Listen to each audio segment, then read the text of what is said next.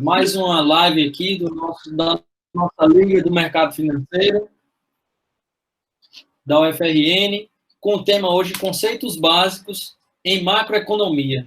Uma abordagem ilustrada. Hoje o convidado, a gente tem João Pedro Revo, tá? Que é formado aí pela PUC de São Paulo, e tem mestrado, aí é mestrando, né, em economia pela UFMG. A gente tem como convidado aí debatedor grande Arlindo, tá? Da Avanço Caltenses aí da economia, tá? Então sejam bem-vindos. O João preparou o material aí para nos apresentar, e aí a gente pode ir aí durante a apresentação, tá? Sejam todos bem-vindos a essa live, aproveitem. João Pedro, é contigo, meu amigo. Muito obrigado. Antes de qualquer coisa, agradecer o espaço que está sendo concedido, e acho importante também fazer um pequeno disclaimer do que está acontecendo aqui e do que eu estou me propondo a fazer.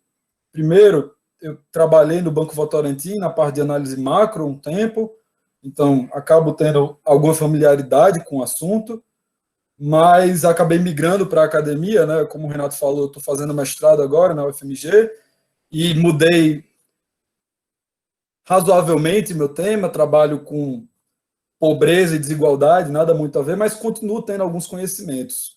E dentro desse disclaimer, eu queria também levantar uma questão. Eu conversei com os professores na semana passada e me pediram para fazer uma apresentação razoavelmente rápida e não muito profunda, até para a gente conseguir manter um nível de debate razoável e que todos consigam compreender.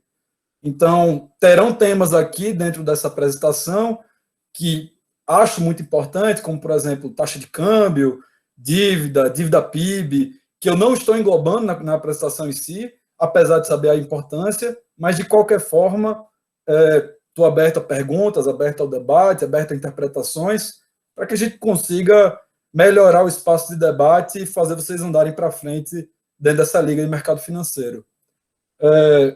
Disclaimer dado, acho que podemos começar, né? Bom, começo a apresentação fazendo uma pequena reiteração do que é PIB, né? E como está escrito aí pela apresentação do IBGE, o PIB é não mais, não menos do que a soma dos bens e serviços finais da economia em um período qualquer de tempo, normalmente medida a ano.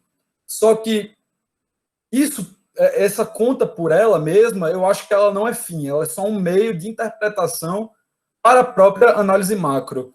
E é importante que isso seja visto até para quando saem os dados oficiais e por aí vai, que quando o valor do PIB é discriminado de alguma forma, a nossa análise seja um pouco mais profunda do que isso.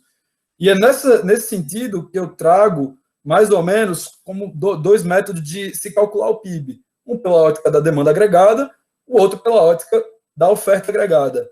A demanda agregada, por si só, ela, em última análise, pode ser considerada a capacidade de absorção dos agentes econômicos para o que é produzido. E aí acaba sendo dividida pelo consumo das famílias, o investimento, que pode ser subdividido por investimento privado, público e estrangeiro, e o gasto governamental, que pode ser lido em alguma análise como o consumo do governo para a manutenção da coisa pública em si. E, por fim, o saldo da balança comercial, sendo X exportação e o M a própria importação. E daí vemos a capacidade de absorção da economia sobre os bens e serviços produzidos em um determinado período de tempo. A outra forma de se observar o PIB, que particularmente acho mais interessante para a gente dissecar nesse início de conversa, vai muito dentro da segmentação setorial de como a oferta agregada é construída. Acho que é comum acordo, todo mundo sabe, que ela é dividida em 3 setores. Só um pequeno parênteses, eu desenvolvi como método para essa apresentação que a série temporal de análise fosse sempre entre 2000 e 2013, só para ter um espaço razoavelmente longo de análise, mas também que não tivesse tão perto para a gente não precisar entrar tão a fundo nas questões de agora, dado o que me foi dito pelos professores. Fechando parêntese, para além da agropecuária, que é o primeiro setor, temos indústria, também no mesmo segmento de tempo, e, por último, serviços. Todos os dados oficiais, que a gente consegue pegar no IPEA Data, oriundos, muitas vezes, do IBGE.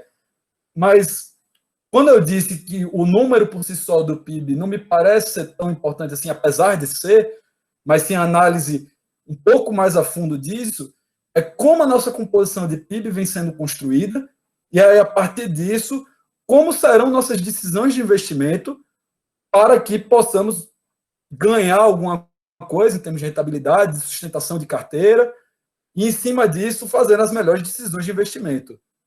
Dentro dessa linha, os gráficos que eu mostrei agora, eles mostram uma razoável continuidade na agropecuária. Entretanto, os serviços e a indústria, eles tiveram caminhos muito diferentes, né? A indústria vem perdendo espaço na composição do PIB agregada, e se vocês esticam esse gráfico até 2020, 2019, essa perda de espaço relativo da indústria, ela continua. Acho que, se eu não me engano, ela está abaixo de 20% hoje em dia, mas posso estar enganado, enquanto os serviços vêm cada vez mais ganhando um espaço de relevância dentro da composição do PIB. Acho que, se os serviços vêm ganhando todo esse espaço e a indústria vem perdendo, apesar de reconhecer a importância da indústria dentro do processo de produção nacional, dentro da escolha de investimento, talvez atribuir um peso maior para os ativos que estão relacionados a serviço, dentro de renda variável, por exemplo, faça mais sentido, porque eles estão cada vez mais capturando mais espaço dentro do nosso produto agregado, enquanto a indústria, como é claro na tendência, e se você estica a tendência, vem perdendo espaço relativo.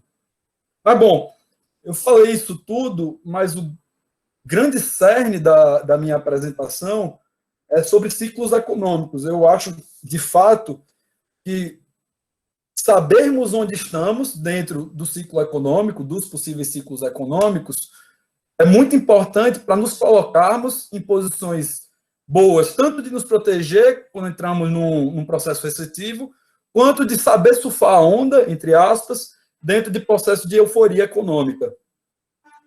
A teoria do crescimento econômico, como o colega debatedor deve saber, ela foi iniciada por Robert Solow nos anos 70, salvo engano, com o modelo de Solow, um modelo de equilíbrio dinâmico, de equilíbrio estável no longo prazo, e, enfim, acabou se tornando meio que consenso que a tendência é de crescimento econômico a médio e longo prazo. Só que a linha de tendência, como é descrita dentro desse gráfico apresentado, ela é a linha vermelha, mas não acontece nas vias práticas. O que a gente vive, de fato, é o movimento cíclico da economia, a qual passamos tanto por vales quanto por picos, a depender da nossa posição. Se for interessante ilustrar no momento de agora, me parece razoável pensar que a gente vinha em um processo de chegada no pico, existia uma euforia de mercado, o mercado financeiro brasileiro vinha ganhando escala até o final do ano passado, de forma recorrente, as expectativas eram muito favoráveis, mas por questões conjunturais, a pandemia, enfim, o coronavírus, acabou que nos fez cair uma recessão não só brasileira, mas sim global. E como devemos lidar com a nossa aplicação, com as nossas finanças, dentro do processo cíclico da economia?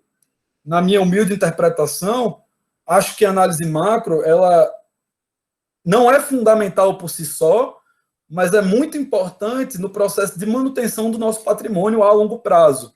Se bem escolhidos ativos, e aí já cai numa parte de análise muito mais fundamentalista da coisa, saber escolher bem seus ativos, enfim, quais são os que dão lucro e por aí vai, já se torna um estudo muito mais detalhado dentro do processo de escolha. Mas saber onde estamos é sempre essencial para poder balizar a nossa escolha. Até porque existem parâmetros que podem nos dar intuições de onde estamos. Eles não são precisos, porque são só parâmetros, mas podem nos dar um caminho, um norte de em qual lugar estamos colocados agora, nesse preciso momento. Eu escolhi 2 parâmetros, um meio controverso, que será o segundo, e o primeiro, que é mais abrangente, mais fácil, intuitivo, que é a utilização da capacidade instalada. Em alguma medida, para os que talvez não tenham tanta familiaridade com a ciência econômica, a nossa ciência ela é pensada em prazos. O curto prazo ela é muito regulada e organizada através de sinais via estoque. Então, a capacidade instalada ela sempre responde, de acordo com o momento do ciclo econômico o qual vivemos, ao estoque. Tendo como exemplo, se temos um nível de estoque maior do que o médio, sei lá, dos últimos 2 anos, isso serve como um alerta, um sinal amarelo para a indústria começar a subutilizar sua capacidade produtiva e assim ser regulado o mercado via o estoque que está parado. Até porque, em alguma análise, talvez mais administrativa, talvez mais contábil, o estoque ele é dinheiro parado, né? Ele é capital que foi imobilizado e que não consegue voltar à forma de liquidez, que é o dinheiro em si, né? Então, perceber como a capacidade instalada sendo um parâmetro, o nível de emprego também sendo um parâmetro, são formas de nos colocarmos, nos situarmos dentro do ciclo econômico. Bom, o mais controverso agora é a inflação. Existe um debate amplo sobre inflação, quais são as forças motrizes da inflação, inflação inercial, de oferta e de demanda, estrutural, mas pretendo me ater, por enquanto, a 2 caminhos só. O da oferta e o da demanda, que normalmente são os mais tranquilos de se entender. O da oferta ele vem muito relacionado à capacidade produtiva do país. O quanto, em termos agregados ou em termos microeconômicos, individuais de cada firma, é possível ser produzido. Então, se temos uma inflação via oferta, por causa de, sei lá, não produtividade do trabalhador, ou por custo de transporte, ou por custo Brasil, ou por custo logístico, tudo isso, em alguma medida, será transpassado para o preço final, e se avaliarmos a cesta de consumo que compõe o IPCA, por exemplo, será refletido na inflação agregada.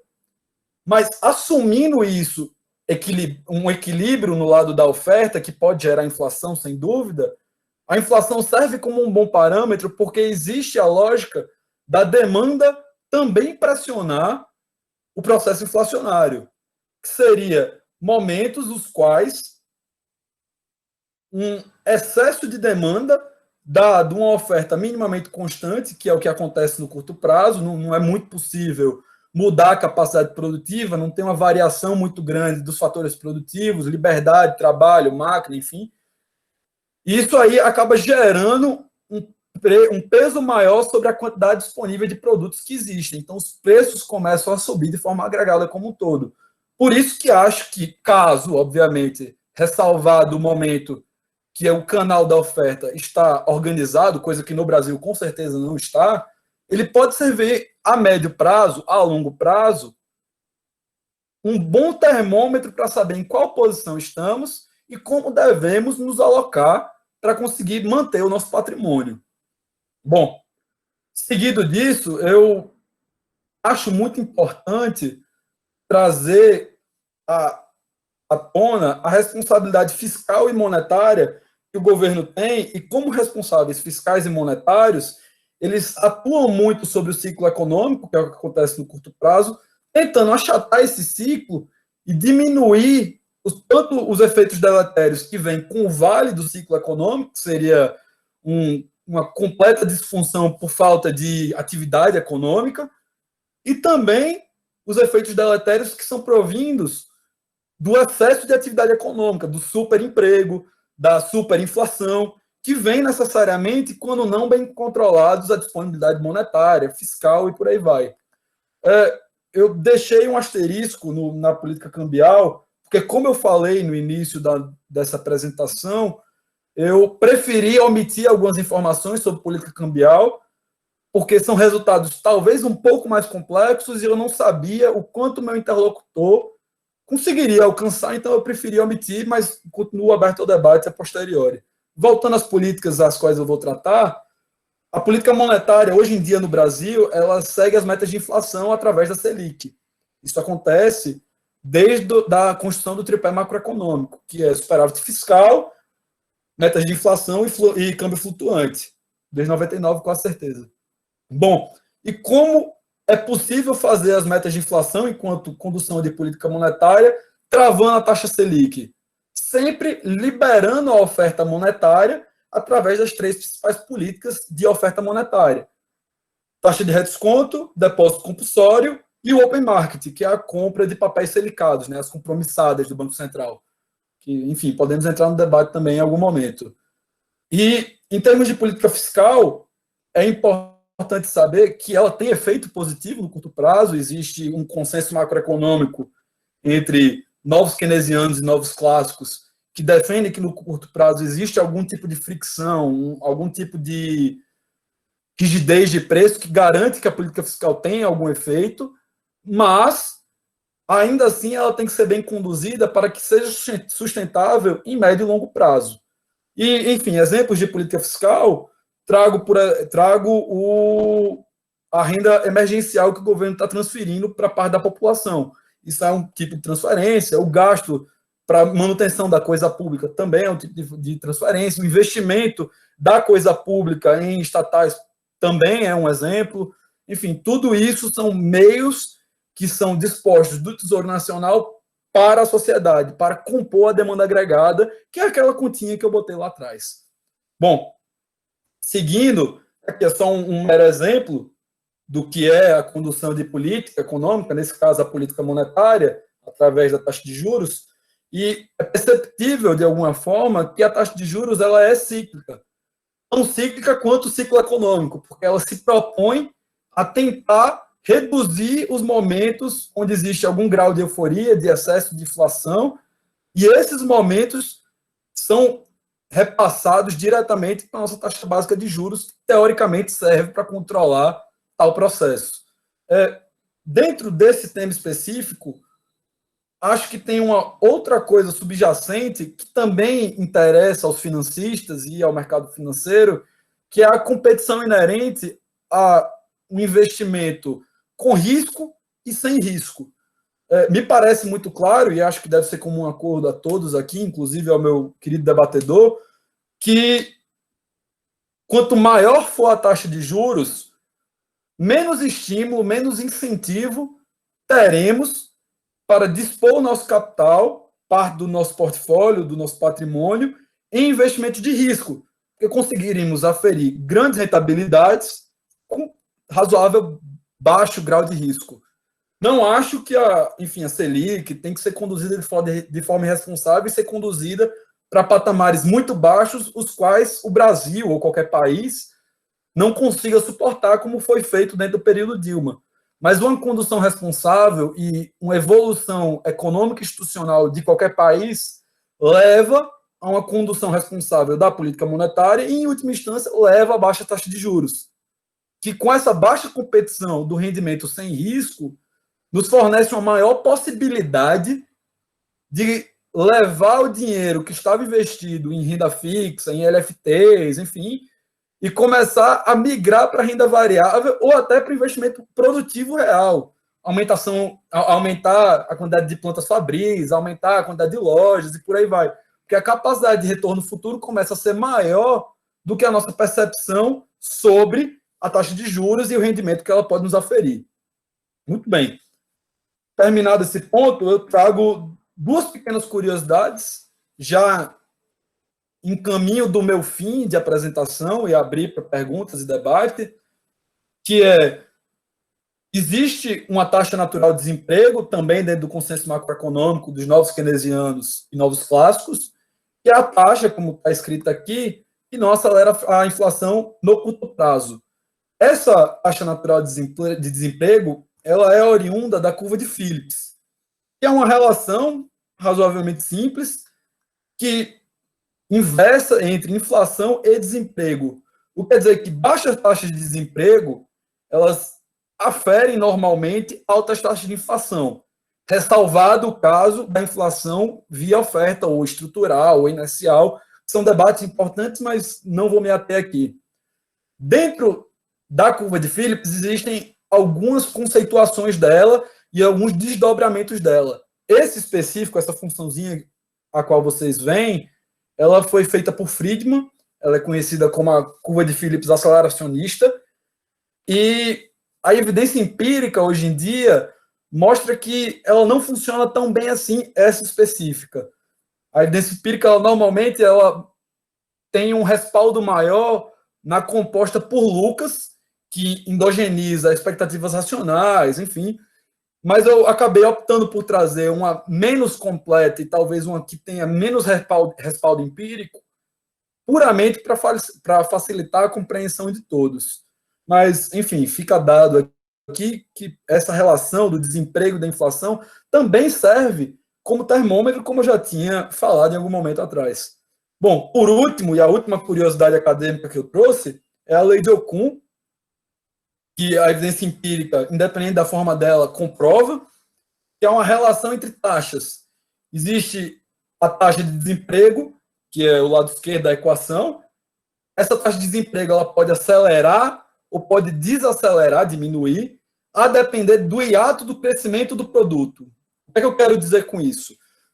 Existe um crescimento potencial, que está diretamente ligado ao crescimento tendencial da economia, e existe o crescimento real da economia, que é o momento do ciclo econômico.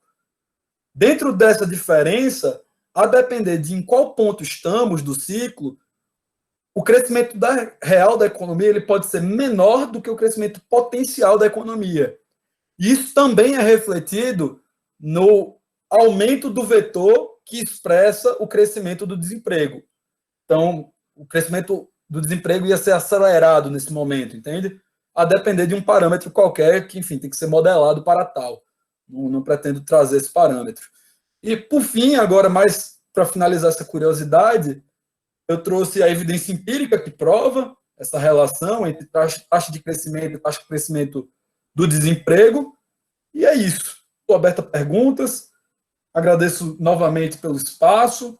E peço desculpas, eu sei que eu não trouxe muitas questões importantes, mas se as perguntas vierem com assuntos dos quais eu não tratei, estarei mais do que disposto para tentar esclarecer o que eu puder.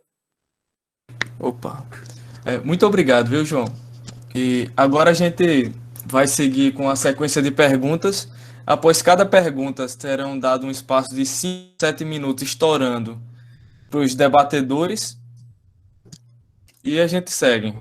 Assim, ao fim, a gente pegará as questões mais pedidas do chat e será perguntado, para dar o mesmo espaço para vocês debaterem, certo? Perfeito. Então, a primeira pergunta é: existe alguma ponderação que tenha de ser feito para a escolha da política a ser tomada para o controle do ciclo econômico?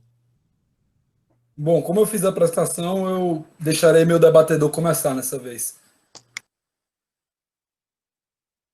Então, eu queria convidar agora a Arlindo aí para para explicar alguma coisa, ou desse tema da pergunta sobre o ciclo econômico. Se for preciso, Felipe pode fazer a pergunta de novo. Tá, Arlindo, fica à vontade aí para fazer algum comentário. E aí, ou então responda aí a resposta de Felipe junto com o João Pedro. Fica à vontade, meu amigo. Tá mutado. Tá sem áudio. Tá sem áudio aí. João, parabéns pela apresentação. Bem bacana, tá? Acho que é bem ilustrar para todo mundo que está acompanhando a importância da economia, né? A importância da política macroeconômica. E, assim, o que o João falou é bem interessante. Até complemento que ele fala da questão da taxa de juros, da política cambial. E isso é bem importante quando ele fala da situação do mercado financeiro mais fortalecido, né? Isso daí é uma coisa que eu defendo muito, que um país de primeiro mundo ele tem que ter um mercado financeiro extremamente fortalecido para que empresas de menor capacidade consigam até condições de linha de crédito mais eficiente, né? De formas de captação de recursos para poder melhorar a sua capacidade produtiva. E quando a gente vê essa questão do câmbio, as pessoas acabam se assustando, o câmbio hoje 6,20, cara, como é que pode? É difícil entender uma situação como essa, e aí o João sabe disso, que foi de banco também. O câmbio, nessa situação que ele está com a Selic baixa, ele elimina muito do processo especulador da ferramenta, né? Então, hoje, o câmbio é reflete a realidade do que ele é, porque você tira aquela questão do carry trade do processo. E eu, como fui de empresa, na época em que a Selic era 14%, coisa que era mais fácil do mundo era a gente pegar recurso aqui e pegar recurso fora e colocar aqui na Selic 14%. Você não tinha muito esforço, você conseguia, inclusive nesse processo, pagar despesa com a própria geração de receita financeira, né? Então é muito nessa linha que o João comentou. E, cara, Felipe, você pode só repetir a pergunta, por favor? Existe alguma ponderação que tenha de ser feito para a escolha de uma política monetária a ser tomada para controlar um ciclo econômico? Então, isso aí é que é complexo, né? Porque, como o João falou, desde 99 a gente vem respeitando um pouco da linha do tripé econômico, né? E o complicado disso tudo, e eu não estou defendendo partido nenhum, tá, pessoal? É porque ela vinha numa lógica, e aí, quando a Dilma assume, ela muda essa questão do tripé. Ela, pelo menos, ela defende mais um Estado muito fortalecido, e aí isso acaba impactando taxa, capacidade produtiva, uma série de fatores. Eu, na minha linha, eu sou muito do que o Campos tem feito na situação atual, de deixar o câmbio flutuante, de intervir na economia através de mecanismos de política macroeconômica, seja compulsório, seja através de compra de título, enfim. Eu acho que, para mim, isso, na minha humilde opinião também, é mais salutar e mais saudável para a economia no longo prazo. Até porque, na situação que se encontra hoje uma Selic, pessoal, ela favorece, inclusive, a questão da dívida interna, né? Eu só não sei se ela estruturalmente, o país tem estrutura para aguentar isso no médio e longo prazo, mas a curto prazo, isso daí é extremamente salutar para a nossa economia. Bom, se eu puder complementar, a pergunta era muito sobre condução monetária da política. Particularmente concordo com o que foi dito, inclusive, antes de qualquer coisa, agradeço pelos parabéns da apresentação, mas, voltando à resposta, para além da boa condução da política monetária, e para que seja sustentável um nível de taxa de juros baixo, até estão prevendo 2,25%, 2% de taxa de juros ao ano da Selic, que é piso histórico do histórico, nunca nem foi pensado isso. É importante que haja um desenvolvimento institucional que garanta essa estrutura de taxa de juros baixa, como foi muito bem dito.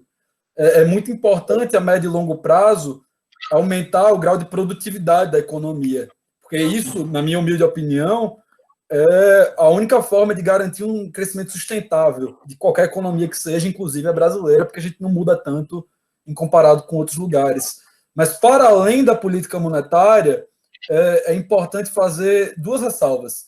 Uma condução responsável da política fiscal é muito importante, porque existe uma coisa chamada efeito crowd-out e efeito crowd-in. Toda vida que o governo ele não consegue ser responsável fiscalmente, ele tira parte da poupança que está sendo agregada na economia, que poderia servir como investimento em algum momento, e é levado para... Ele engloba essa poupança e força que as taxas de juros subam em algum momento. Esse seria o efeito crowd-out, que é a expulsão da iniciativa privada dentro do processo produtivo. Enquanto o efeito crowd-in, ele toma como referência a boa condução da política monetária, da política fiscal, perdão, e a partir dessa boa condução, abre-se espaço para um aumento da capacidade produtiva do Brasil, ou de qualquer país, né? Isso não é específico desse país, é genérico, como em qualquer economia. E, para além disso, como foi citado a condução da política cambial, o câmbio brasileiro ele não é plenamente flutuante, né? Ele é flutuante sujo, que é uma determinação tupiniquim, né? Para a qual, a depender do cupom cambial, né, a taxa de variação cambial, o governo, o Banco Central, ele tem direito de atuar vendendo ou comprando reservas internacionais ou comprando mais dólares para reservas internacionais, para assim conduzir a taxa de câmbio para uma interpretação de mais saudável Bom, eu não sei se concordo, acho que precisa de um espaço de debate mais profundo para tal, porque tem as benesses de um câmbio desvalorizado, mas também tem os malefícios disso. Mas é sempre se perguntar como isso influencia toda a estrutura produtiva do Brasil. João Pedro, deixa eu fazer só uma pergunta aqui, Felipe, antes.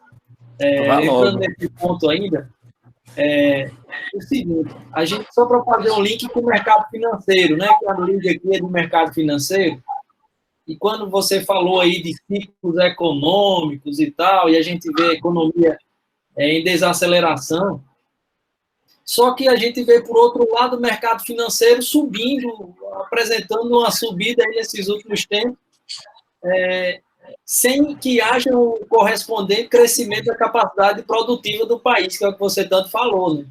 Que é importante que haja esse crescimento. Né? Então, o que é que explica, então, o mercado subindo quando a gente não tem esse crescimento aí da capacidade produtiva e até mesmo em desaceleração? Renato, antes que você termine sua pergunta, coincidentemente, essa era a segunda pergunta. Então, já aproveitou aqui. Então, deu certo. Então, deu certo. Pode Leo Mendes. Bom, muito obrigado pela pergunta, é uma ótima pergunta, inclusive. Mas eu não sei se vocês lembram, agora, há pouco tempo atrás, que eu falei sobre alinhamento de expectativas. Os professores falaram comigo que talvez eu precisasse fazer uma apresentação mais simples e por aí vai. Isso faz parte do alinhamento de expectativas que foi feito comigo. Assim como existe com o João Pedro ou com qualquer outro agente econômico, existe uma lógica de expectativas dentro do mercado financeiro. E essa expectativa, ela tenta antecipar o movimento que é reflexo da produção real. Eu realmente acho e defendo essa bandeira que o mercado financeiro é um grande espelho da produção real brasileira ou de qualquer lugar do mundo. Mas sempre existe esse processo de antecipação. Tanto que, se você for ver, não falando da alta, mas da queda da Bovespa, quando foi declarada a primeira morte do Brasil, a Bovespa já estava em queda frenética. Assim como, quando a gente chegou no próximo do pico da curva de contaminação e morte, a Bovespa começou a subir cada vez mais e cada vez mais. Não necessariamente essa expectativa ela condiz com a realidade.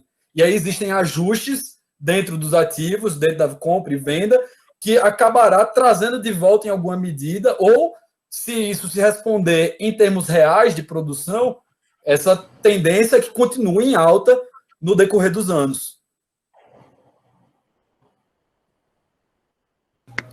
Próxima pergunta, o Arlindo, o debatedor, vai querer complementar em alguma coisa? Não, Felipe, eu acho que o João foi muito cirúrgico nisso daí. O mercado financeiro, ele não gosta da incerteza, né? Então, como diz a teoria de Dow, o mercado financeiro ele precifica tudo com antecedência. Então, esse movimento ele já é precificado. Por isso que o João colocou muito bem a contextualização. Então, o mercado financeiro antecipa qualquer movimento. E a gente precisa entender essa dinâmica, porque às vezes a gente fica esperando uma nova correção, uma nova queda, achando que esse mercado não precificou uma possível recessão dessas empresas, mas isso já está precificado, né? Sem dúvida. Então, mantendo a ordem assim, de alternância de questão, agora a terceira questão vai para o Arlindo. Aí, você falou também de taxa Selic como um incentivo na sua resposta. Existe um problema de deixar a Selic muito baixa ou é só coisa boa? Porque a gente tem país que, salvo engano, o Japão ou a Itália, não lembro, que tem taxa Selic negativa. Mas, em contrapartida, a gente tem países e até momentos históricos onde a taxa Selic estava tão alta quanto 10%, 20%. Então, há algum problema ou é só coisa boa? Não, eu assim, tem problema dos dois lados, dos dois pontos de vista, mas a Selic muito alta, na época que a Selic era 14%, isso é muito ruim para o país, porque, no grosso, pessoal, só para a gente fazer uma contextualização rápida, o que o governo está dizendo? Cara, eu vou fazer captação de recursos e vou remunerar esse cara a 14% ao ano. Eu vou buscar financiamento a 14% ao ano. Isso é muito caro, E quando a gente olha para o mercado mais desenvolvido, muito pouco se fala de DI. DI é muito usado aqui no Brasil, somente depósito interbancário entre bancos. Mas quando você vai fora, você não tem esse conceito. Agora, a Selic baixa, ela contribui para a redução da dívida, para fazer com que as pessoas saiam dessa zona de conforto de ter o recurso numa poupança, numa renda fixa, e migre para uma renda variável. Em contrapartida, no meu ponto de vista, gera problema estrutural, porque hoje você tem um sistema de crédito de habitação muito financiado pela poupança ou pela FGTS, e isso, quando você tem uma migração de recurso muito forte, você acaba tendo esse impacto nesse sentido também. E quando você fala da questão do Japão, que é taxa de juros negativa, e aí entra um pouco mais na parte cultural. O próprio japonês em si, o governo faz isso para tentar incentivar esse cara a tirar dinheiro da poupança para aumentar o consumo.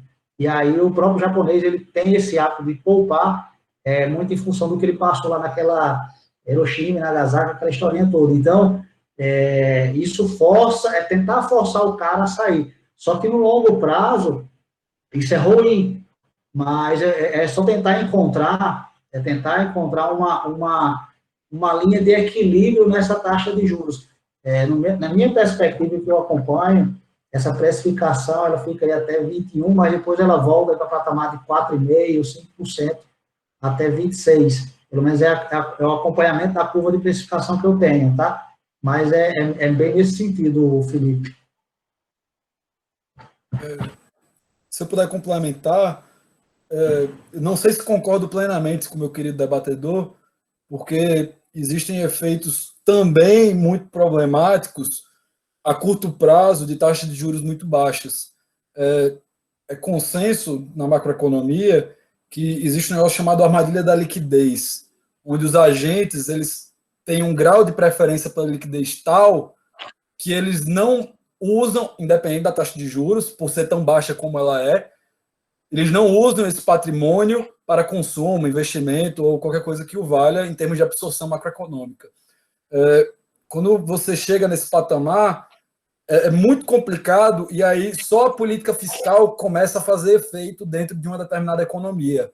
Tanto que é a grande crítica da academia econômica mainstream ao quantitative easing, que é o aumento da disponibilidade monetária, quase que restrita, e esse aumento da quantidade monetária quase que restrita faz com que os agentes eles esperem em posição de liquidez, sem mobilizar isso nem em bens de consumo, duráveis, não duráveis, nem em bens intermediários para produção, formação bruta de capital fixo, enfim, eles ficam presos nesse processo, por isso que é a armadilha da liquidez, e não conseguem sair. Ao passo que isso acontece, é necessário um processo de política fiscal para que seja puxado essa taxa, a atividade econômica novamente. No caso do Japão, e não a Itália, viu, Felipe? É a Alemanha. Eles não operam com taxa, eles não operam com taxa de juros nominal, que é a Selic, negativa. Eles operam com taxa de juros zero, ou muito, muito próximo a zero, e o processo inflacionário denota um juros real, que é, de fato, o aumento do poder de compra, negativo. Inclusive, só um parêntese para os futuros financistas que aqui estão presentes, é sempre importante lembrar que a Selic em si, ela não é tanta coisa assim, não. O que importa mesmo é o rendimento real que a Selic, ou o rendimento real que o investimento produtivo nos dá. Porque é desse rendimento real que nos garante um aumento do nosso poder de compra, um aumento do nosso patrimônio em termos reais. Porque se aumenta 100 e a inflação come 100, não cresceu nada. É simples assim. Bom, voltando. Dado a armadilha da liquidez, é importante pensar que em situações de baixíssima taxa de juros, coisa que não é o caso do Brasil, sem dúvida, isso se torna um problema grave. Mas o Brasil ele não está pronto e nem vai ser conduzido para tal, porque particularmente acho o Campos Neto e o Ilan Goldfly, que foi o anterior, bons condutores, e espero que continuem vindo outros bons condutores de política monetária. Mas se chegar a esse patamar, será necessário fazer política fiscal.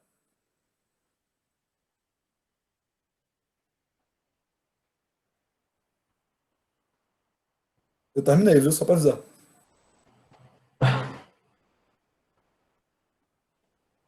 Felipe?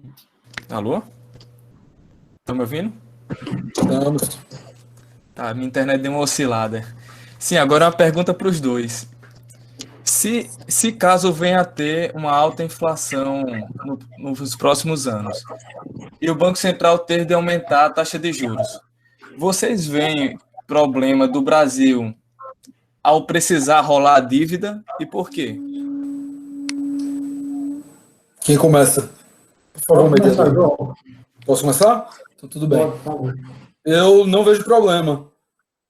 Primeiro, porque os patamares de taxa de juros sem estrutura real da economia já foram muito maiores no Brasil. Vale lembrar que no meio dos anos 90, logo na implantação do Plano Real, a gente chegou a ter taxa de juros de 45% ao ano. Isso não é normal em nenhum lugar do mundo. E ainda assim foi possível rolar dívida. Mesmo com algumas crises cambiais, crises que precisou do FMI em algum momento, mas foi possível em alguma medida. E um segundo ponto que é importante e é muito diferente daquela taxa de juros absurda dos anos 90. Hoje em dia, depois de alguns meandros que foram passados na economia brasileira, algumas irresponsabilidades fiscais que aconteceram, eu acho que foi tomado como comum acordo que a responsabilidade fiscal faz parte. E a incapacidade de rolar dívida, ela vem junto com a capacidade fiscal de arcar com a dívida. Tanto que, logo no início do tripé macroeconômico, era propagada a ideia de superávit anual. Todo ano deveria ter superávit primário para que esse superávit indicasse que era possível pagar as dívidas e assim fosse possível rolar a dívida se fosse o caso. Por isso que eu não consigo ver problema.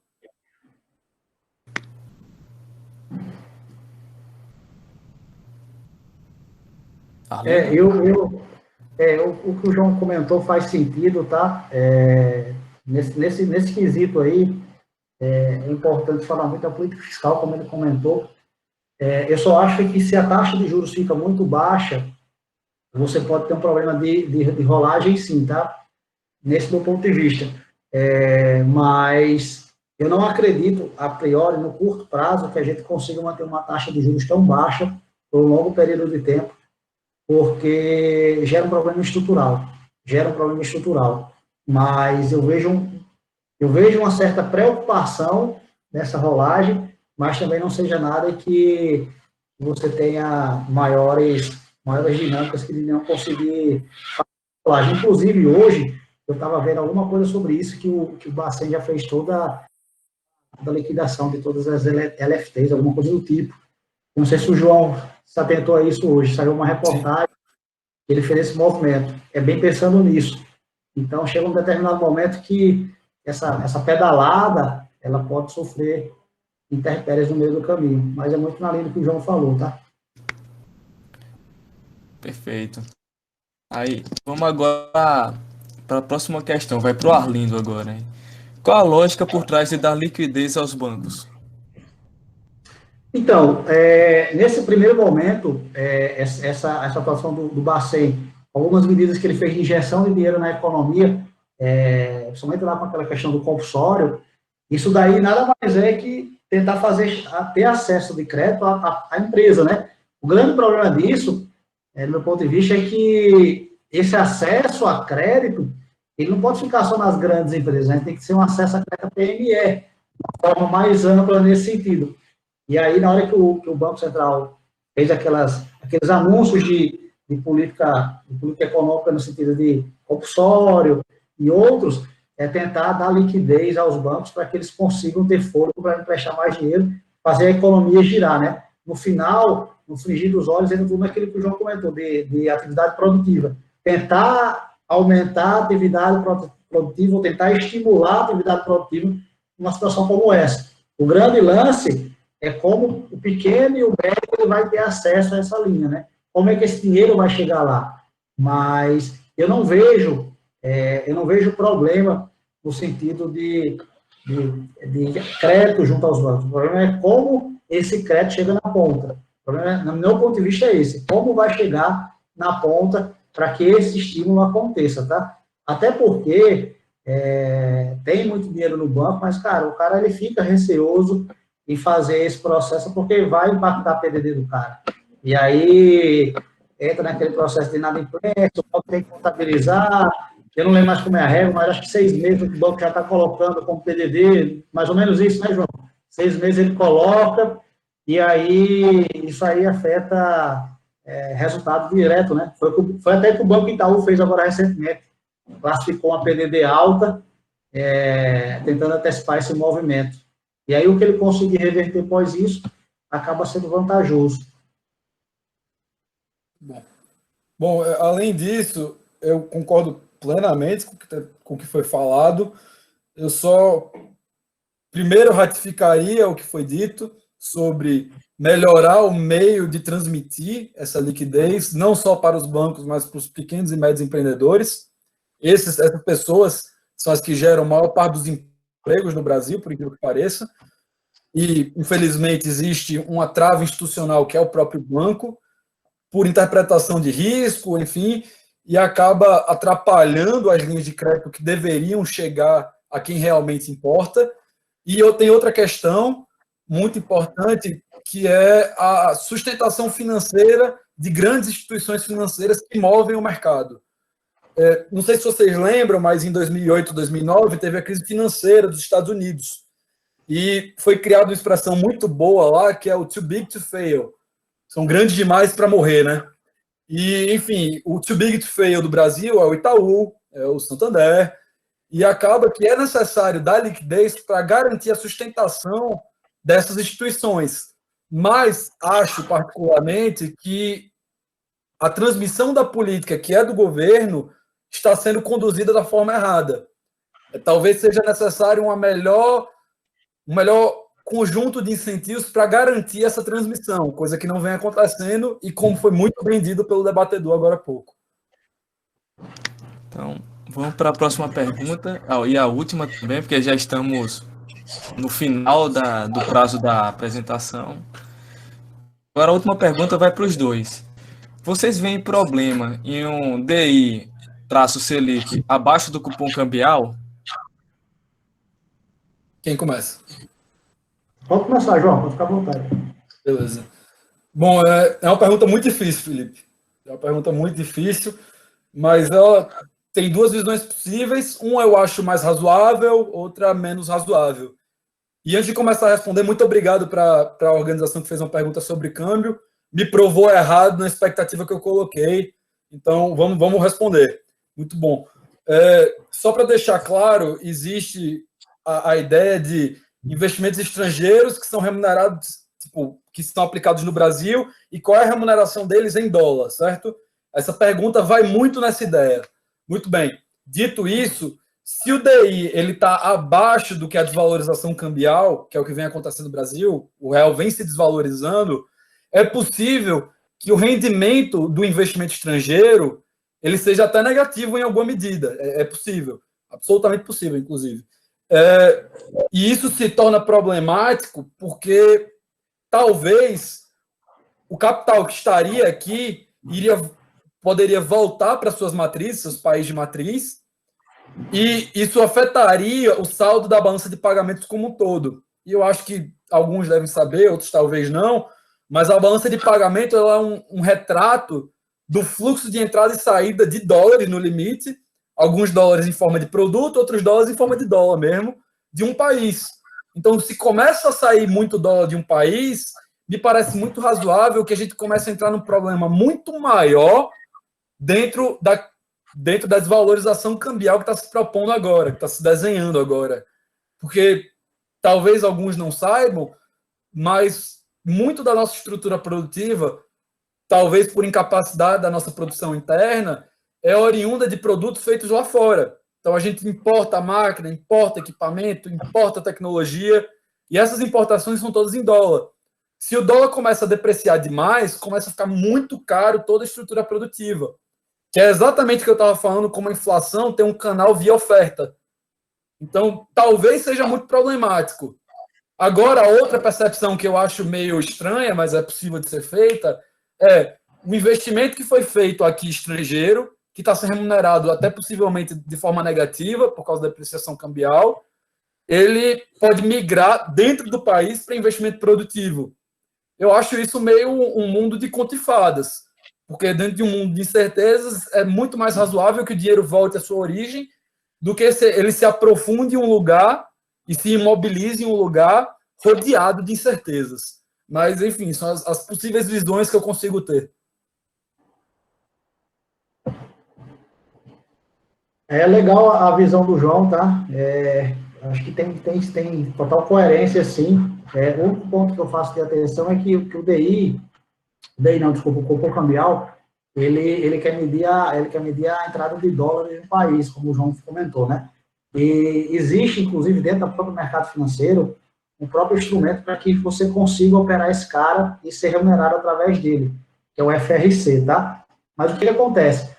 Quando o João coloca muito bem pontuado sobre a balança de pagamentos, e aí é uma linha muito tênue, porque se você tem um câmbio alto demais, você pode prejudicar uma parte da economia, se você tem um câmbio depreciado demais, você afeta a economia interna. Então, é um jogo muito complicado de ser trabalhado. O grande ponto aí também que deve ser levado em consideração é o quanto a nossa moeda está sendo desvalorizada comparada com as moedas emergentes, tá? E aí, se a gente pegar a nossa análise recente, eu não estou dizendo que é certo ou errado, tá, que o Banco Central fez, mas essas ponderações, essas situações no mercado, de forma muito pontual, fez com que o real se valorizasse frente às outras moedas nessa última perspectiva, tá? Então, é um jogo muito complicado nesse sentido.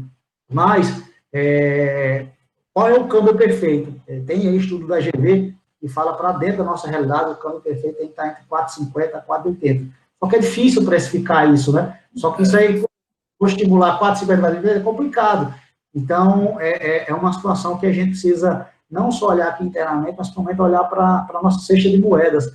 Até porque, quando a gente fala globalmente, os próprios agentes financeiros, pessoal, ele tem feito que está se redeando lá com o peso mexicano, ou com a lira turca, e assim por diante. Então, quando a gente fala em dólar, a gente tem que pensar um pouco mais nesse sentido. Mas faz sentido que o João comentou, é só essa ressalva que eu faço referente ao cupom cambial com o DI, tá? Então, a gente está sem tempo, já está justamente nas 3 horas, que foi o combinado com o João, visto que ele tem um compromisso às 3 horas. Então, agradeço primeiro a disposição do João por ter sido a vir aqui dessa apresentação para a gente. Não acho que seja todo mundo com o currículo dele e o cacife dele que está disposto a vir ajudar um grupo de pessoas desconhecidas para ele até então. E, em nome da Liga, eu acho que eu posso usar isso, Renato. Obrigado, João. Obrigado a vocês pelo espaço. E, como você colocou aí, eu acho que qualquer dúvida que vocês tenham, ou manda um WhatsApp para ele, ou manda um e-mail. Bom, muito obrigado a todos. Como o Felipe disse, eu tenho um compromisso agora. E, enfim, estou à disposição. Muito obrigado, debatedor. Boas colocações, como sempre. Debates frutíferos. E é isso. Se vocês precisarem de mim, estou à disposição. E muito obrigado. Valeu, João. Muito obrigado aí. Felipe já agradeceu a todos. Só queria reforçar o agradecimento, tá? Você, ao Arlindo. Obrigado aí pelo tempo disponível aí para a gente. Foi muito bom mesmo estar com vocês aí durante o tempo. Realmente a gente tem muita coisa para aprender ainda de economia. E sei que vocês que estão no mercado financeiro, João Pedro já trabalhou, o Arlindo trabalha aí diariamente no mercado financeiro e sabe da importância de se entender de economia e utilizar a informação da economia para fazer essas decisões do dia a dia no mercado financeiro, né? Então, eu agradeço demais e espero que hajam outros encontros aí para que a gente possa debater mais sobre a economia e aí que a próxima seja mais voltada para os investimentos aí no mercado financeiro. Bom, é isso, agradeço. O Arlindo pode fazer aí passar a palavra aí para Arlindo, só para se despedir. Desde já agradeço aos dois, tá? Um abraço. Renato, obrigado pelo convite, tá? Foi super bacana conversar com o João, conhecer o João, a gente trocar ideia junto nesse sentido. A gente que tem feito esse trabalho de apoiar a Liga aqui na região, Acho que é muito, muito bom a gente tentar passar um pouco de conhecimento que a gente aprende. O João tem a vivência de mercado, tem a vivência agora da academia, tem um know-how muito bom. Então, acho que isso, de alguma forma, a hora que a gente dedicou hoje aqui para estar conversando, a gente conseguiu transmitir um pouco de conhecimento e de alguma forma, isso vai ajudar a vida das pessoas, né? Que é o maior propósito nosso aqui. Ok, então, obrigado a todos que estavam aqui participando também, professores, alunos. Fiquem com Deus, né? E bons investimentos aí. Um abraço a todos. Valeu, um abraço. Obrigado. Um abraço.